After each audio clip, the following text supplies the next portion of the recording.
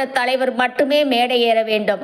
அருகில் கணவரை அமர வைத்து கட்சி நிர்வாகிகளை அலட்சியப்படுத்திய செயல். பல்லாவரம் தொகுதியில் குமுறும் தமிழக வெற்றி கழக தொண்டர்கள். எம்எல்ஏ நன்றி தெரிவித்து பேசிக் கொண்டிருக்கும் போதே வெளியேறிய தொண்டர்கள் கூட்டம்.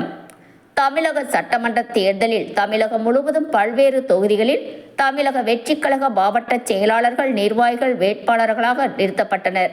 செங்கல்பட்டு மாவட்டத்தில் உள்ள தொகுதிகளில் பல்லாவரத்தில் மற்றும் மாவட்ட தலைவர் மின்னல் குமாருக்கு வாய்ப்பு கிடைத்த போதும் தன்னிடம் போதிய வசதி இல்லாத காரணத்தால் அவரால் தேர்தலில் செலவு செய்து போட்டியிட முடியாத சூழ்நிலை ஏற்பட்டது.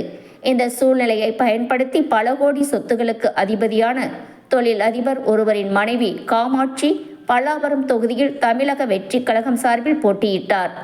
தேர்தல் பிரச்சாரத்தின் போது கட்சியினரை மதிக்காமல் பந்தா காட்டி வந்த காமாட்சி தமிழகம் முழுவதும் வீசிய விஜய் அலையில் பல்லாவரம் தொகுதியில் வெற்றி பெற்றார். தேர்தல் பிரச்சாரத்தின் போதே கட்சியினரை மதிக்காத காமாட்சி எம்எல்ஏ ஆன பிறகு பந்தா காட்டுவது மேலும் அதிகமானது. பல்லாவரத்தில் நடைபெற்ற கட்சி நிர்வாகிகள் நன்றி அறிவிப்பு கூட்டத்தில் மேடையில் தனக்கு மட்டுமே ஒரு சேர் போட்டார். அதன் அருகில் அவருடைய கணவரை அமர வைத்தார். இடதுபுறம் மற்றொரு சேர் போட்டு மாவட்ட தலைவர் மட்டுமே மேடையில் இருக்க வேண்டும் என உத்தரவிட்டார்.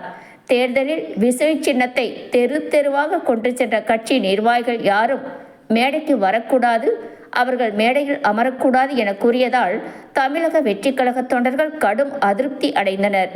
எங்கள் உழைப்பால் வெற்றி பெற்றுவிட்டு மக்கள் அளித்த வாக்கில் எம்எல்ஏ ஆகி இப்போதே பந்தா காட்ட தொடங்கிவிட்டார்.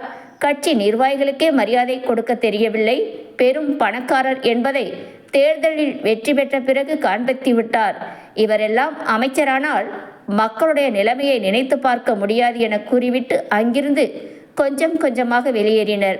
நன்றி அறிவிப்பு கூட்டத்திலேயே பந்தா காட்டி தமிழக வெற்றி கழக தொண்டர்களுக்கு மத்தியில் அதிர்ச்சியை உண்டாக்கிய காமாட்சி எம்எல்ஏ தொண்டர்களுக்கு மதிப்பு கொடுத்து நடக்க வேண்டும் என்பதை தமிழக வெற்றி கழகத்தின் தலைமைதான் அறிவுறுத்த வேண்டும் எனவும் தொண்டர்கள் வேண்டுகோள் விடுத்துள்ளனர்.